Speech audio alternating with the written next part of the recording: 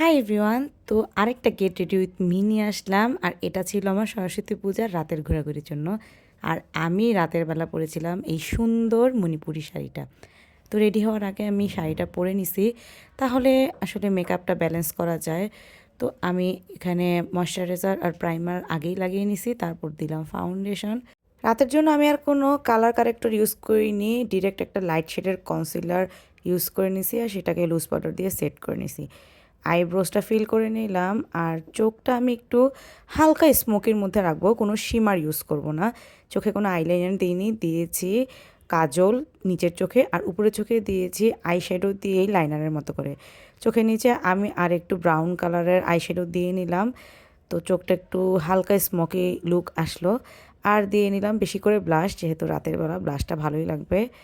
আর করে নিলাম কন্টুরিং, আর এখানে দিচ্ছি নুড লিপস্টিক। এই চোখের সাথে নুড লিপস্টিকটা বেশ ভালোই যাবে। মিলানির লাভড শেডটা দিয়েছি, আর অবশ্যই মাস্কারা। আর রাতের বেলা যেহেতু বেরোচ্ছি, এই জন্য হাইলাইটার লাগিয়ে নিলাম।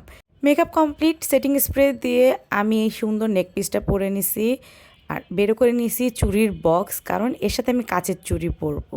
তো ম্যাচিং করে কাচের চুড়ি আর এই কড়ির চুড়িগুলো পরে নিলাম, বাস আমি রেডি হয়ে গেছি। তো কেমন লাগলো আমার সরস্বতী পূজার রাতের লুকটা? Please let me no in the comment section.